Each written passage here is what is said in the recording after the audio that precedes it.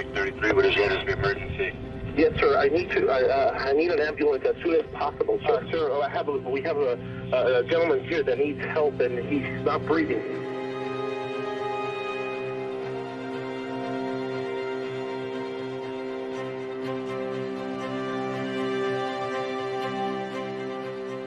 You're talking about Michael Jackson here. It was absolutely huge. There was a lot of pressure to get it right.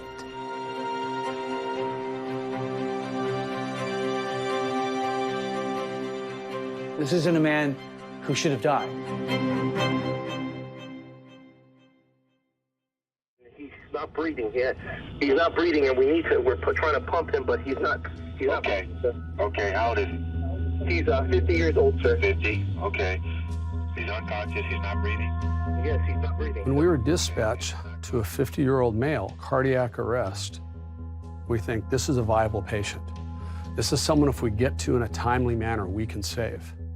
And then when I enter this room, opulent room with medical equipment in it, I realize there's something unusual here. What 50-year-old male would be laying in bed at noon with medical equipment?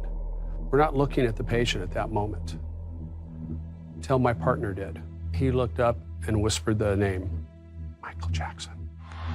When I realized who it was, I was surprised.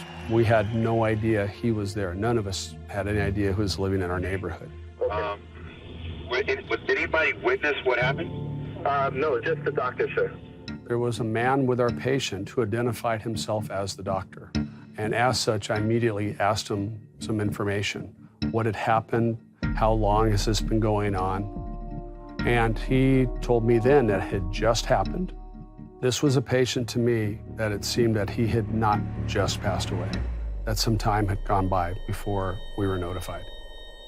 And in fact, later, when you're reflecting on this call, the days, the weeks, the months afterwards, one of the greatest regrets that all of us had was that we had not been called sooner. When we came outside, that's when we became aware of a very large presence. We were trying to back out on the street only to be hindered by many, many cameramen putting their lenses against the glass windows of the moving ambulance.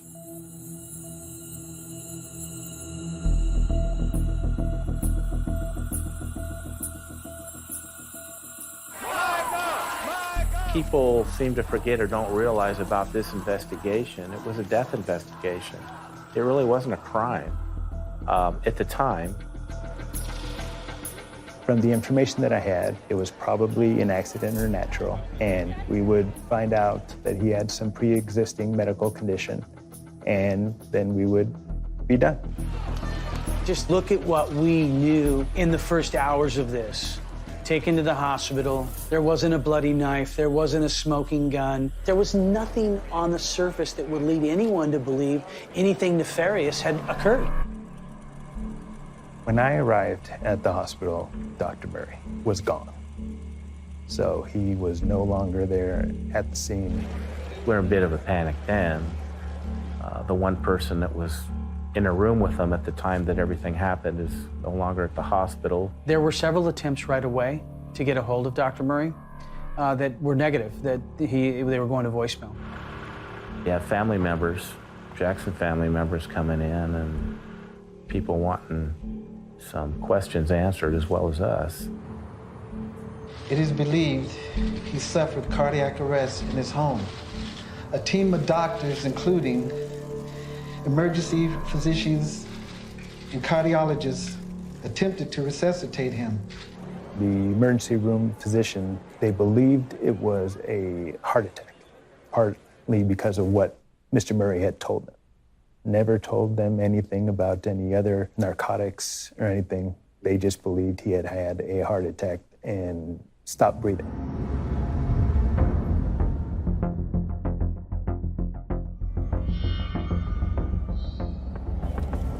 So here we are at the Carol Wood House.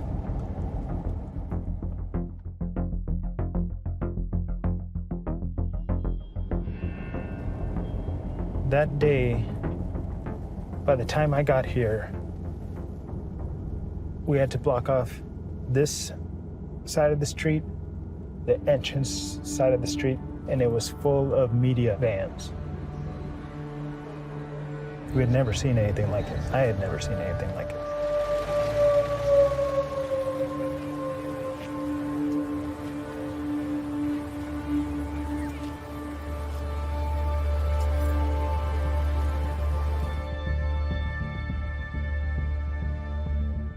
There was the room where Dr. Murray treated Mr. Jackson. And then there was a locked room, which was Mr. Jackson's bedroom.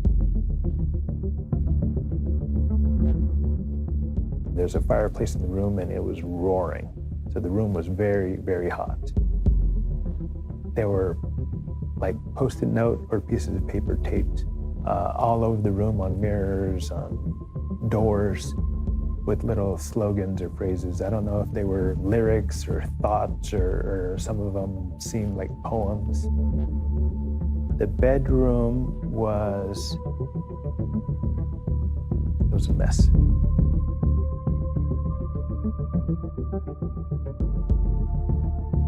In the room where he was being treated, it did not seem like a room fit for any type of medical treatment. Not even like a home makeshift medical suite. It was just bare bones.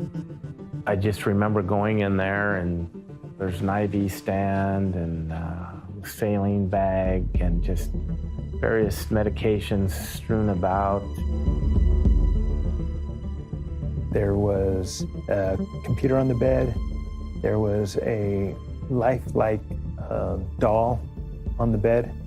And it's kind of like advertisements of pictures with babies. Everybody knew about the allegations that had been leveled against Mr. Jackson over the years. One of the things, when I saw the laptop on the bed, do I go into it? But you have to realize the type of case I was investigating. When you get, hold of an investigation, you have to kind of whittle out what is and what isn't. It's like with any case, you don't allow whatever the victim was into prior to his death. Your investigation is focused on how did he die and who was responsible for it. In the room where he was being treated, a bottle of propofol had fallen on the ground and rolled under this moving nightstand. I didn't know what it did. That ended up being a huge deal later. I had no medical background whatsoever. My neighbor was a doctor. So I went to my neighbor and I asked him about it. And my neighbor was the one who got it started of, whoa, what is this doing here? This is only used in surgeries. This is used to put people under.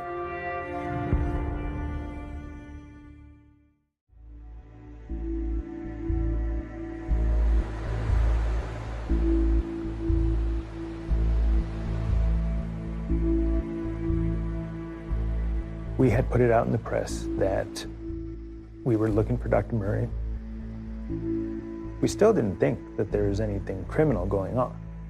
The only thing that we knew was this surgery drug was at the location and it shouldn't have been there. The next day, get a call. His attorney has been in contact. He consents to an interview. So our plan was to let him talk. And that's what we did. So, how long have you been a doctor for Mr. Jackson? I first started attending to him in 2006. And it was continuous 2006 on? No, well, no. Or on and off? Off and on, intermittent. Okay. We didn't know what happened. We didn't want to assume anything. And we wanted to give the doctor an opportunity to dig his own hole, if that was the case. So it's just you and Michael? Usually that's how it is. Okay. And this night it was just you and Michael? Just myself and him. And he proceeded to tell us that, Michael just couldn't sleep. He was just so amped up about this upcoming concert. He, by nature, had a hard time sleeping. He gave him some drugs. Some Valium, lorazepam, and diazepam, and a few others to try and calm Michael, to try and get him to rest, to fall asleep. And nothing works. He was wide awake. I said, do you feel a little bit drowsy? Do you think your eyes are telling you want to sleep? He said no.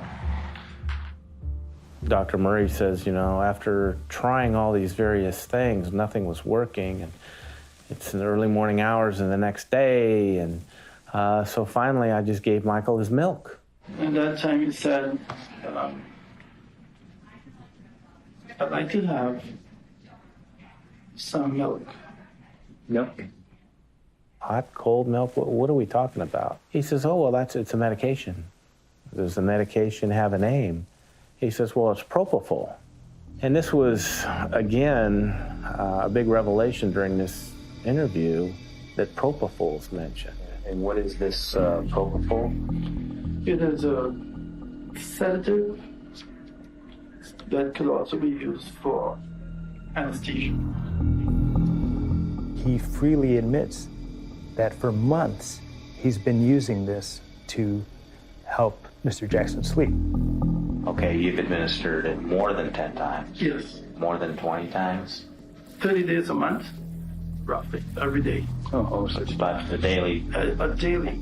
In my head, I was thinking, what the heck? To drug someone to sleep, even with their permission, the way that he did. I didn't think it was legal.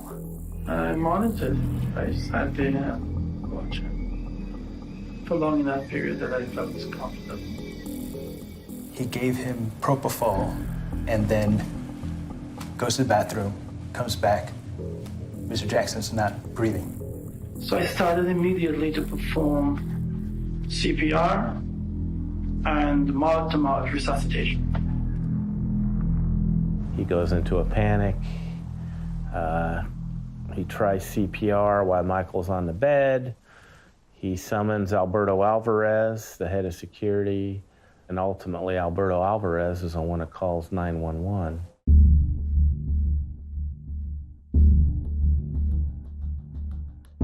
When we reviewed the CCTV at the mansion, we saw that he carried in a bag with him. And also the family and the security staff told us he would always carry a bag with him. When he went to the hospital, he did not have the bag with him. The biggest aha moment was when I had asked Dr. Murray where his bags were. Where's your bag where those syringes would be at now? Oh, really? I don't have them.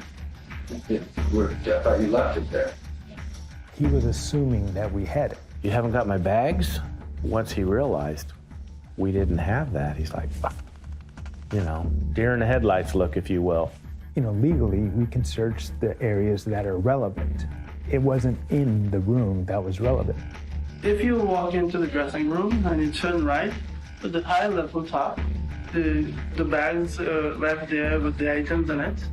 In those moments, people aren't their sharpest. They're not thinking the best. So it's our job to take those little mistakes that people make and build a case on them. First thing Monday morning, went to the house, went to where Dr. Murray had said that the medical bag was. Different room, in a closet, in a cubby above the closet, and recovered the bag. We recovered a treasure trove of evidence from Murray's doctor's bag. We found a bunch of more medicines that he had used, like propofol and lidocaine. One of the other things that we found was we found all the waste, all the trash, the needles, the empty bottles, the stuff that when we went into the room should have been laying around. So we knew that sometime during this medical emergency, Dr. Murray had stopped either giving CPR or had waited to give CPR and cleaned up everything. So we're thinking, what could be the reasons for that? Within 48 hours, it appeared that it was a suspicious death in the sense that there was something more than just an overdose. If your goal is to preserve the life of the person that you're giving CPR to, why would you pause that to pick up trash unless you're trying to hide something?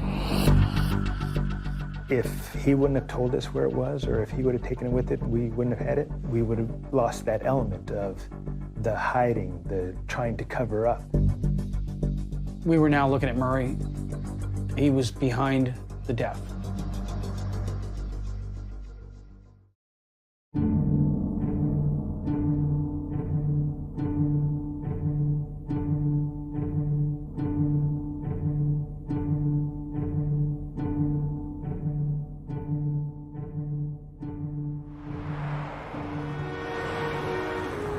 Not only do you have to do what you can for the victim, but you also have to take into account the organization.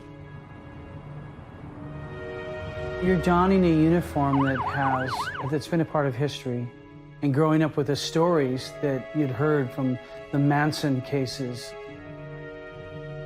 you know, Marilyn Monroe, all these notorious cases that you'd see and heard about growing up were part of LAPD. Historically, our department had not had very much success on high-profile cases. We had lost the OJ case. Everybody remembers the Bronco chase. Ourselves and the DA's office allowed him to turn himself in, and it turned into a pursuit and a hostage situation, just ridiculous. And even though you have this overwhelming amount of evidence to secure a conviction, you don't get it. We, the jury, in the above entitled action, find the defendant, Orenthal James Simpson, not guilty of the crime of murder, a felony upon Nicole Brown Simpson, a human being, as charged in count 1 of the information. For us, working the cases, we didn't want to make the same mistakes that had been made in the department's memory and in the public memory. There was a lot of pressure to get it right.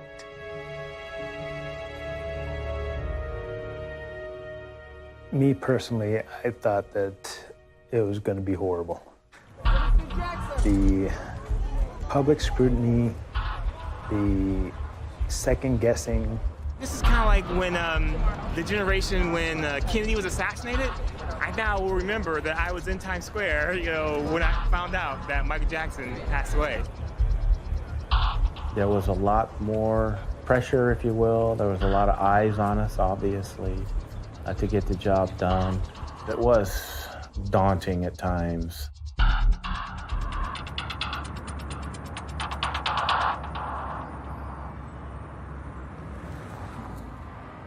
When I showed up to go into the autopsy, you know, they had a little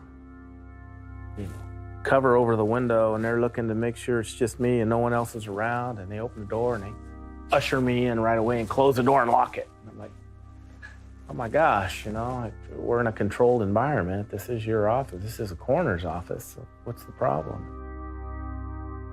Everything had been cleared out of there.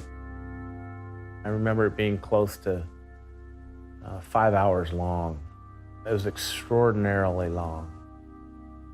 The thing that was odd that I found myself periodically looking at was, you know, his head, his scalp. Because whenever he's out in public, he's wearing a wig.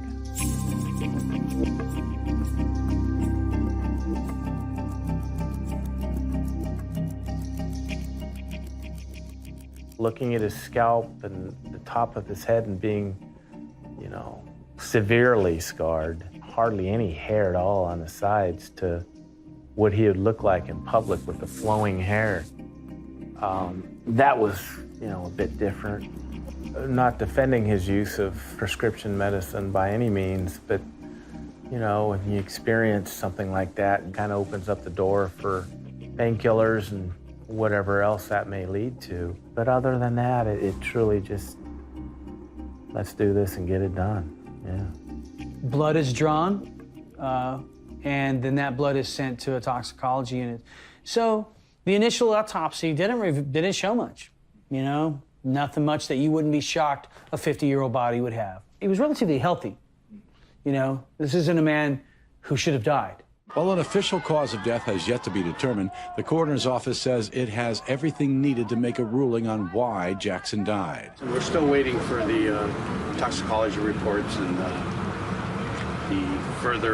completion of all the reports that are coming in. When the body was removed, It was weeks went by, and we kept asking, when are we going to hear from toxicology? When are we going to hear? We had a death, but we didn't have a criminal death yet.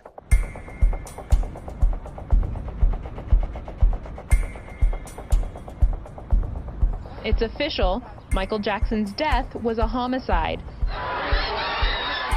The LA County Coroner's Office says the cause of death was an acute intoxication from the anesthetic propofol. Once the toxicology report came back, it gave us a lot more power behind our investigation. Other than going on a hunch, now we're going on facts. And then it became the idea of how bad. That was the big question. How bad is this? Ultimately, the toxicology results, you have those over here and you have Dr. Murray's statement here, and it just wasn't jiving. There was just no way that what he said was factual to what they found out. Had enough propofol in him to drop a rhinoceros. He could no longer breathe on his own, and Murray had not set up an environment to allow for artificial means of breathing, which is reckless, gross negligence.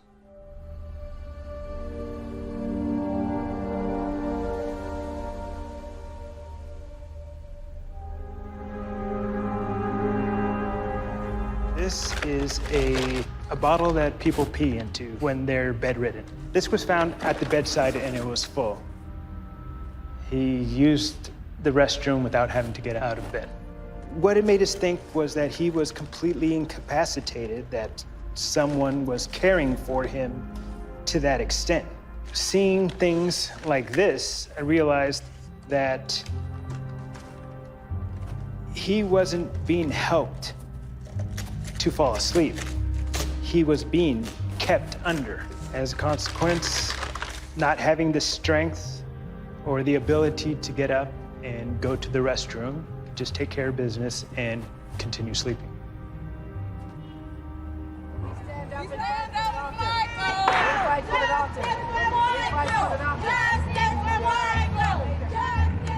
What we did is we took our case, and this included all of our interviews, all of our statements, and most significantly, the toxicology reports and the autopsy reports.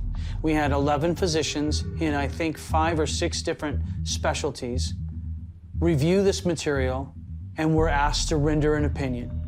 As I was looking for doctors to evaluate the level of care, I came across Dr. Schaefer. He was instrumental in developing propofol.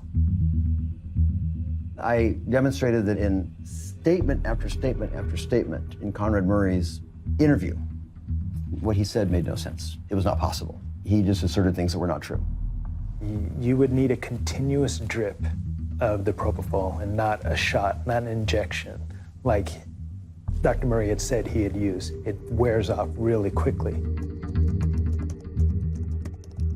So what I'm simulating right here is the dose that Conrad Murray claims was available to Michael Jackson and that the defense claimed resulted in Michael Jackson's death, a dose of just 25 milligrams, 2.5 cc's of drug, which is ridiculous. It only lasts for a few seconds, and this was the whole point of the mathematics that I presented, and the heart, of course, keeps pumping.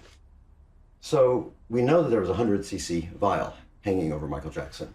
Knowing it was empty, we can see exactly how over a period of about 30 to 40 minutes, it enters into a dose that would be associated with a lethal concentration of drug in a patient who wasn't being looked after because they're really under pretty deep general anesthesia at that point in time.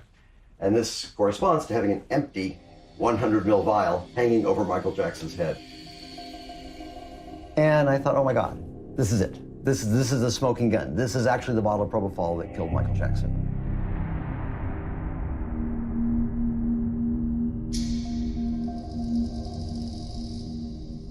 What we discovered was one of the IV bags had been emptied. One of the propofol bottles had been upside down inside of the bag. There's a bottle of propofol inside an IV bag? I mean, one of the single weirdest details. There was a big tear, a pike or a needle that is large would have broken the top of the propofol bottle so that it could drip freely down. Basically, Murray was using the saline bag to hang the bottle of propofol from the stand, but also, I think, to hide it, because he didn't want anybody to know he was using propofol. So to get an idea of just how crazy this is, the anesthetic drugs are all dangerous. There is really no access outside of the healthcare setting. We have pumps that are set up, they're precisely calibrated, and we precisely control the dose. He had an IV line that coming down from here, and it's got a little roller clamp on the side. You just adjust this little roller clamp. It's a gravity-fed system. There's very little control on the rate of the drug, and that's what he was using. It's insane. Nobody trained in propofol administration would not precisely control the infusion rate. Nobody trained in the use of propofol would ever walk away from a patient who is receiving propofol as a continuous infusion. Physicians with no training in anesthesia have no business giving propofol. So at that point, we knew this was not an honest mistake, but that this was on purpose bad medicine. An MD degree is not a license to do whatever the hell you want to do and just think you can get away with it.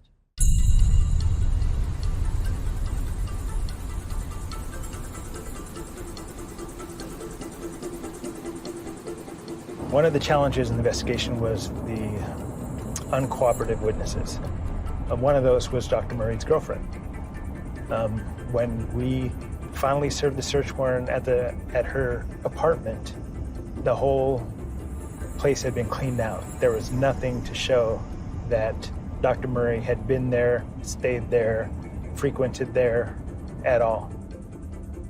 Fortunately, they had missed behind one of the bookcases. Behind one of the bookcases, we found a receipt for a pharmacy. That led us to the propofol. These items here are what we found at Nicole Alvarez's house.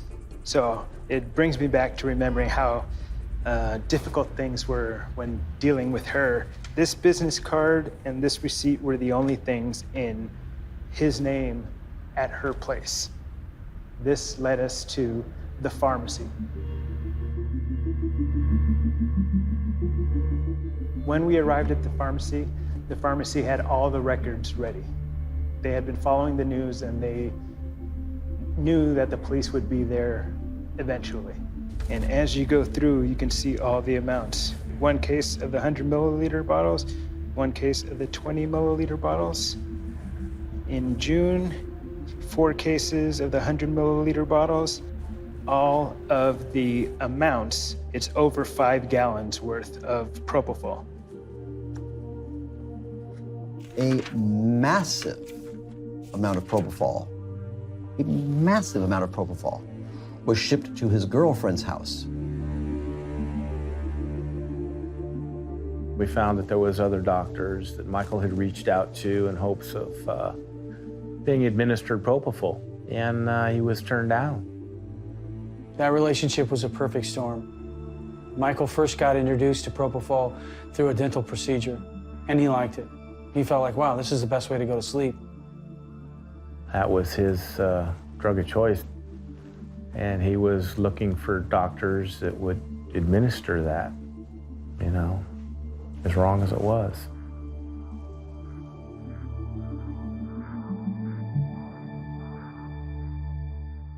Usually you think of a doctor as someone very successful and ethical and distinguish why they would risk a patient's life for anything. What would make it worth it?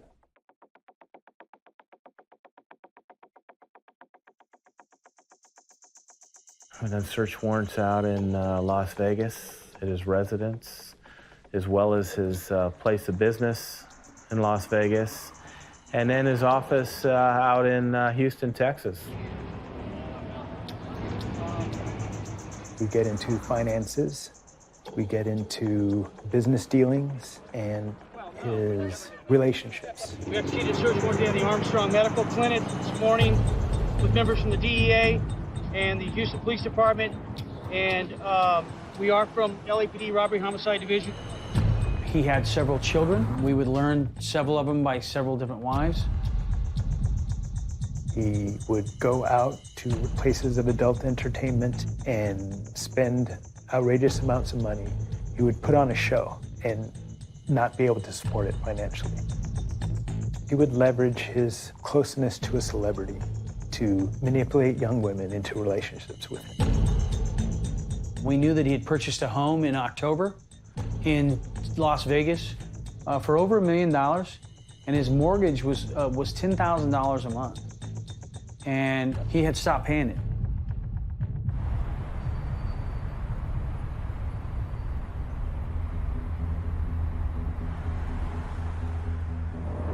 He had censures from different states where he practiced medicine.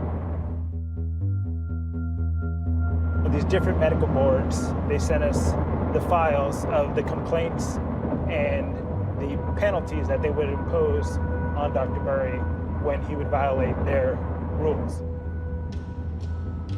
We saw a pattern of sloppy behavior. A private physician to Michael Jackson, and here he is, just an absolute mess, you know? Yeah, surprising.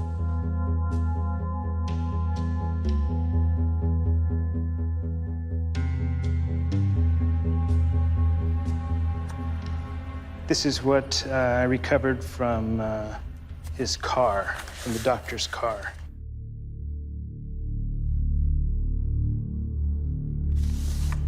This was the contract as we first found it, the agreement between Dr. Murray, AEG, and Mr. Jackson. The producer shall remit payment to Dr. Murray in the amount of $150,000 per month. So this is where the money came into it.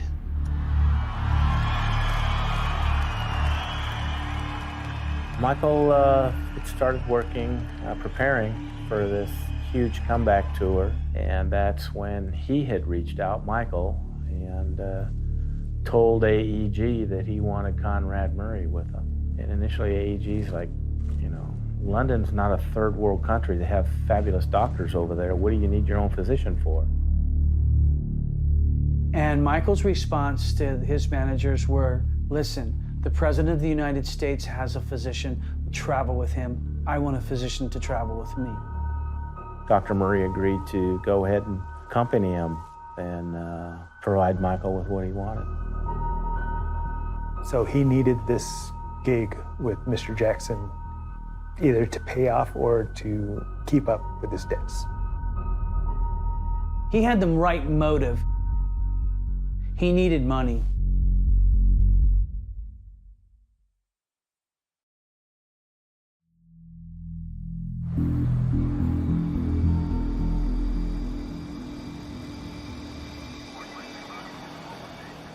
Ultimately, the decision was made to charge Dr. Murray with involuntary manslaughter as opposed to second-degree murder.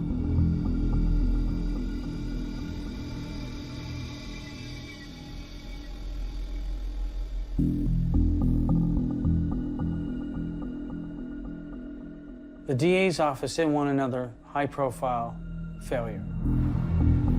It was an election year for the district attorney. I think it was I don't want to say the lazy way out, but again, a manslaughter charge was, you know, the path of least resistance. The family wasn't happy with it at all. Mrs. Jackson was just beside herself that there wasn't going to be a second-degree murder filed. We felt the evidence suggests that it was a second degree. The level of his negligence was just so clear that we thought that it would apply. We do not charge people. We investigate the case and we present it. We were not happy with the choice, but we deal with what we can and we move forward. What I felt a little pressure, I guess, is when it came time to arrest Dr. Murray. We wanted to see Murray in handcuffs, and I think a lot of, people wanted to see him in handcuffs. His attorneys didn't want Dr. Murray to be seen in handcuffs in public, because that's not good for his image, and neither is killing somebody, but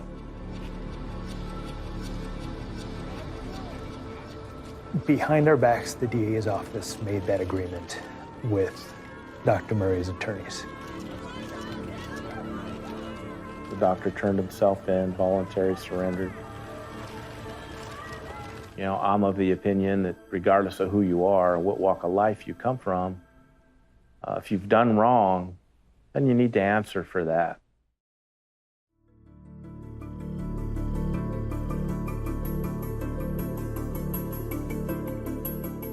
I am an innocent man. I therefore plead not guilty. Again, he feels he'd done nothing wrong. It wasn't his fault.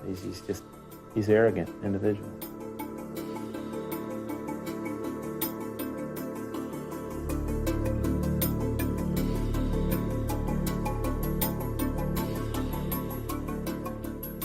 Conrad Murray figuratively and literally abandoned Michael Jackson. We looked at Murray's phone records. That was a big, huge piece. We could see Murray on his phone at certain times.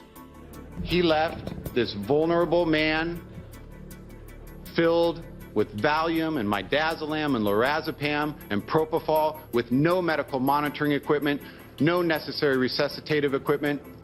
He left him there, abandoned him to fend for himself. So as far as stepping away for a minute and going to the bathroom and coming back and, oh my gosh, Michael's dead, no. He was sending emails, reviewing a contract, and he was also on the telephone with various people.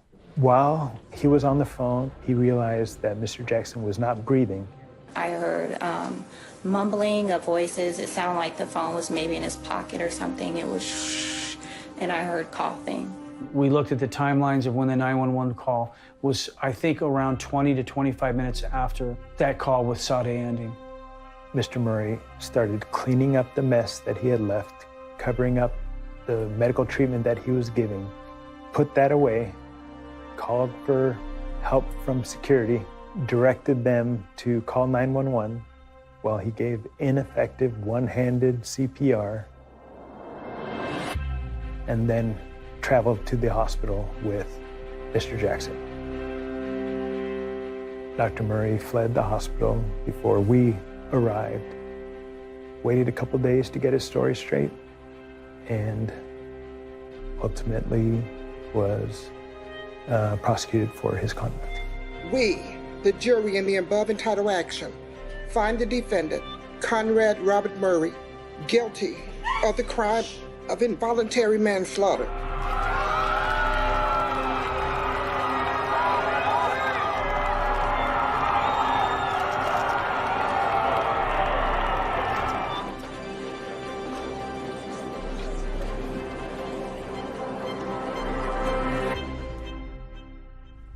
That's how that turned out.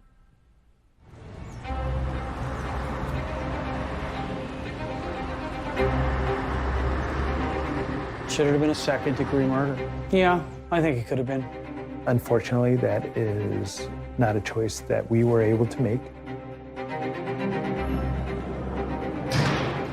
The biggest thing is that he does not get his medical license back in any state, and I personally don't see that happening. And I'm just trying to keep it light and polite here. But yeah, he's in his own world. He's in his own world, Dr. Murray.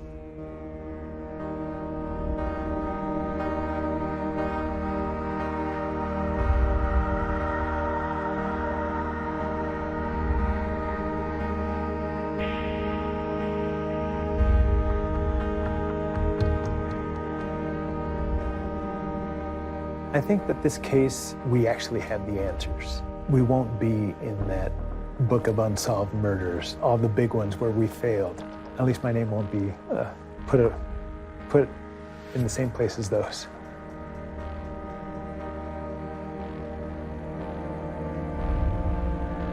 It's something I'll never forget, obviously, the rest of my life.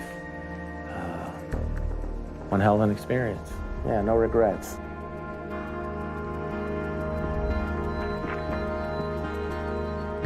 In big cases like this, sometimes, you know, friendships can really dissolve. But not in this case. It was, we all lived happily ever after.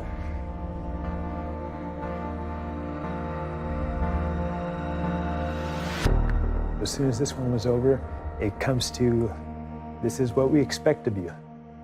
You get your next murder and you move forward.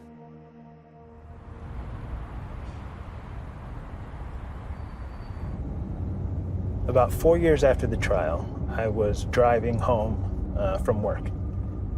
I look over to my left and I see this green, older, nice Mercedes. I feel someone staring at me. I look over in the same car and I see Dr. Murray. It took me a few seconds to register that it was him.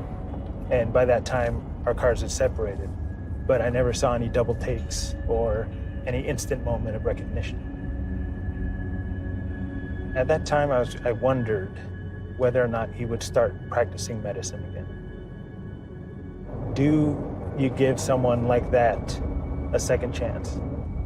Someone who's done their time for the crime that they've committed. When do you let it go?